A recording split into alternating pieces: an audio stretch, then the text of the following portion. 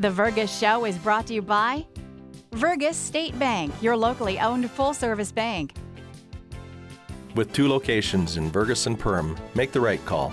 Call Hanson's, the most trusted name in plumbing and heating.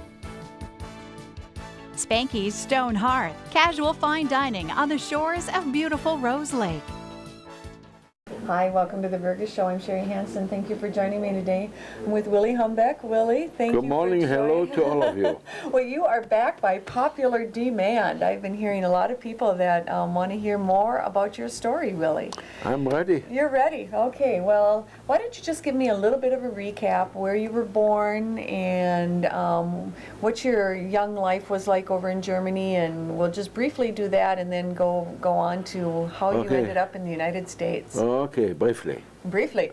I was born in December 1933 and grew up in Germany until I was almost 32. What part of Germany were you in? The North Rhine-Westphalia, which the town was Essen, E-S-S-E-N. Okay. Which most people don't even know, but it was a town with steel factories and coal mines. Okay. And they made a lot of weaponry there for both wars. And so I survived the war, otherwise I wouldn't sit here. And then after war, I had... Well, I do want one thing on the war. I want you to just recap a little bit. You were part of the Young Hitlers, right? Yeah.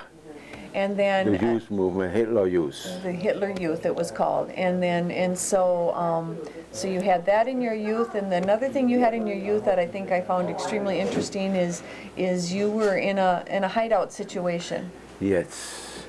That was towards the end of the war, October 44.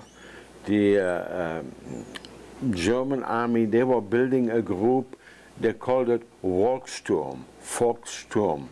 It was all people got a weapon and should fight. Mm-hmm. If you were 100 years old, and of course the Hitler Youth too.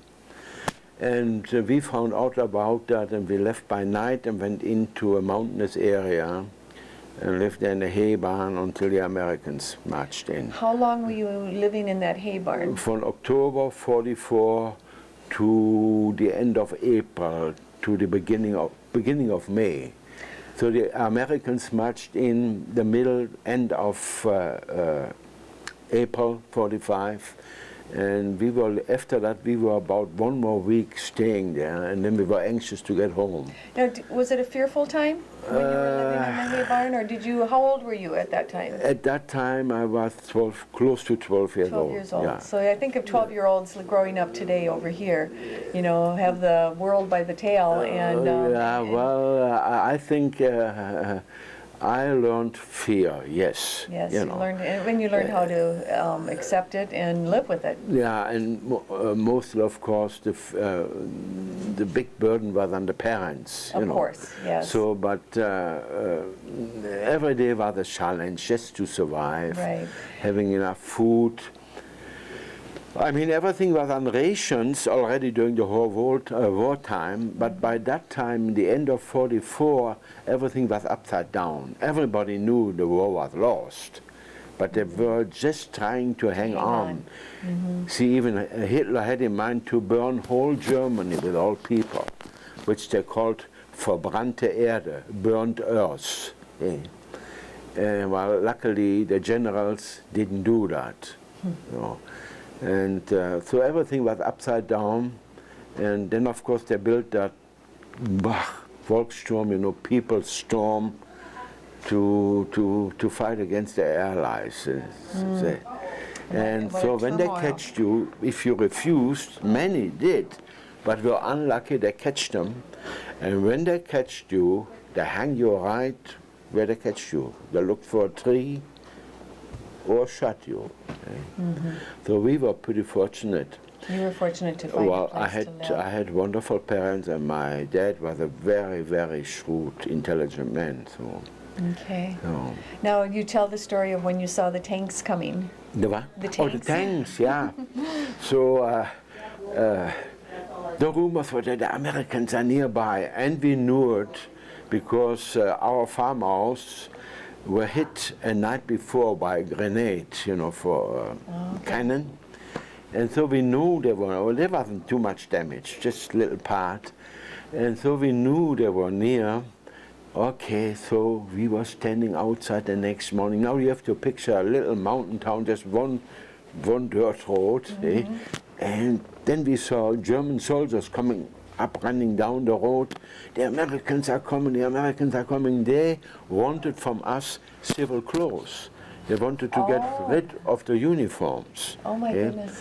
And we didn't have anything anymore. No. So we couldn't give them Were anything. they angry that you couldn't? No, they understood.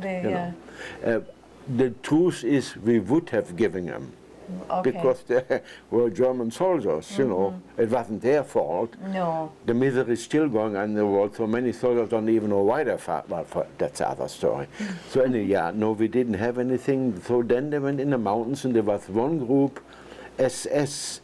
They were hiding in the mountain and still shooting at the Americans. Oh. But they wiped them out quick, so that was just a sure thing. So the first Americans, so when the tanks came up, we really still didn't know what to make out of it, because the soldiers sitting on the tanks, their helmets looked like the German paratrooper helmets, similar. Oh, okay. So, but then all of a sudden they lifted their guns, and then we knew. So everybody was running in the house and got bed sheets, white bed sheets, and waving or handkerchiefs or whatever. Right. And then they came, and nice, and the first soldier, American soldier, spoke perfect German. So he was German descent, and he told us what to do. We had to go down in the basement and stay there. So until the next morning, and nobody came to tell us to come out again. We looked around, We came out, and then we noticed they took all the fresh foods, but in exchange they left stuff for us which we hadn't seen for years, like those ration packages. Okay. There was chocolate in there, cigarettes, you name it. And then for the guys, they left a bottle of cognac, not cognac, whiskey. So there was, and then they took off, and then you stayed there another week. We stayed there another. We were anxious to go home. And what did you find when you went home? When we got home, we found that we didn't have a home anymore. Okay. Other people were living. Now you have to picture, like everything was upside down. There was no law, order, nothing. The people lived in there. And we didn't make much. We left them there, and we went to our grandparents' house. That was the old part of our hometown, 1,000 years old. That's where our grandparents were. So we lived with them until my dad arrived. My dad stayed in the mountainous area on the main highway there with our little belongings. You have to picture it was a totally different time. Each little thing was a fortune for you. Okay? So all the little furniture pieces, whatever, he was waiting there for some transportation, and he got lucky. I don't know how that guy did it. And one day he came, he was standing on the outside of the truck, semi-truck, came into that road where we were living with my grandparents. And so there he was. So we lived with our grandparents about, I would say, a month. And then my dad organized, he found an old home. There were no windows, no doors in it, so we finished it up. We finished it up as good as we could by closing the windows just with the wood we found. Sure. I would say nobody has an idea how it looks when the war is over. Everything is flying around, laying around. So we sorted things out, and from there out we built up our apartment. No windows, like I said, the windows we closed. Okay. Little windows we cut in there with some, there was no plastic those days. I don't know what we put in there. No. So have a little light. Well, Willie, we're out of time for today, and we're still in Germany, so are you willing to come back for another segment? I'm ready anytime. I enjoy it. All right.